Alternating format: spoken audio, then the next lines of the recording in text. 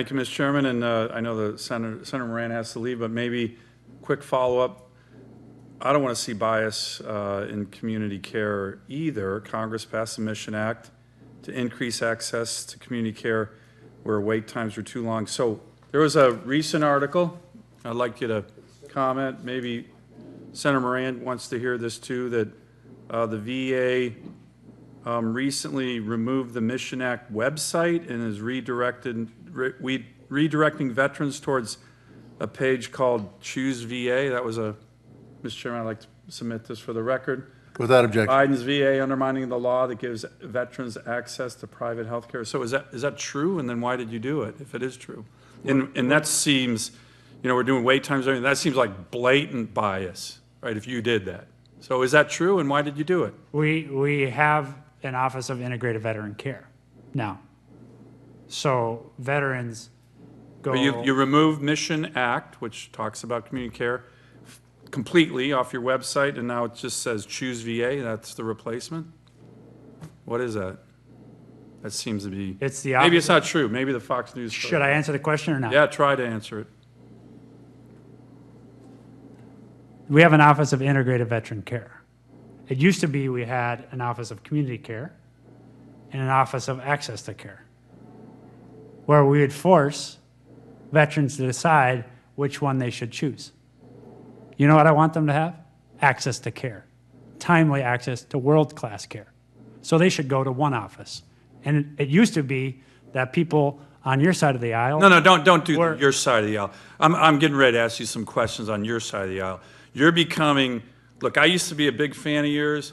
The way you work the PACT Act stuff, you're starting to become partisan, and this agency should not be partisan. Right, I've been on this committee way longer than you have. I've been focused on veterans issues way longer than you have, and I don't want your side of the aisle stuff. That's not the way this committee works, and you started doing that during the PACT Act, your CNN appearance, your misinformation about the Toomey Amendment.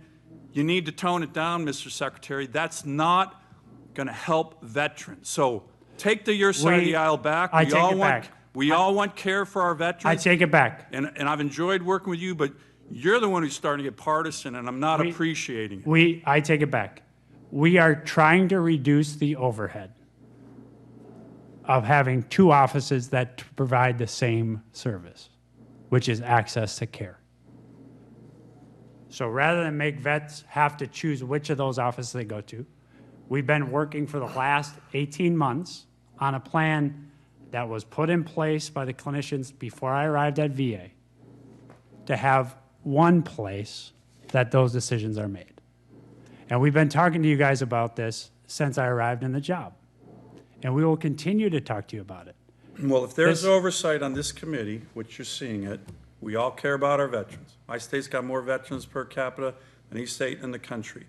And if certain members are starting to think that there's a bias with regard to community care, which was a bipartisan bill on the Mission Act, I think you need to listen to us, right? I'm listening to you, and that's why I'm coming to your states. That's why I'm spending time on this question. That's why I'm here today.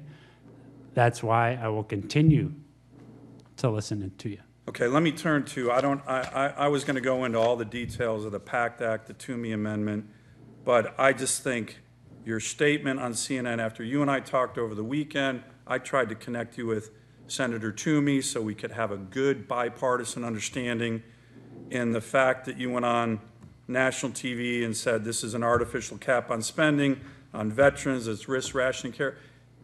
Look, I can submit a million things for the record. That just was not accurate, and I don't think it was helpful. It was more partisan talking points from the White House. I think you're better than that. I've appreciated working with you on that, so just take that as a point. At least one senator that was not impressed, and to be honest, was disappointed. Let me turn to one final issue. I just met with a recent group of Alaska Natives. They mentioned that the Native American Direct Loan Program, which is about Native veteran housing, there's been no Alaska Native who has qualified for a loan since the program started in 1992. Now, this relates to the issues of trust land and But the point of the program is to get Native American veterans help on housing through the VA. In my constituents for almost 40 years, having gotten one loan.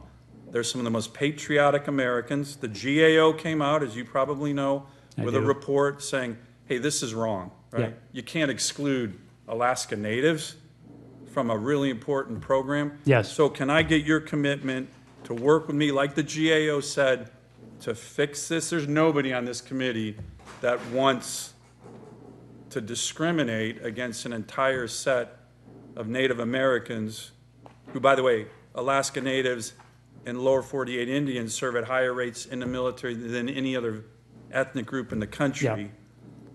This might be an oversight, but we need to fix this. My Alaska Native veterans don't need to be treated like this. Can I get your commitment on that, Mr. Secretary? You have my commitment on this. I've worked closely with Senator Rounds on this. You'd be maybe No, I'm aware of what you're working on. yeah, frustrated to hear that he's had the same experience, and obviously South Dakota has a major Native population.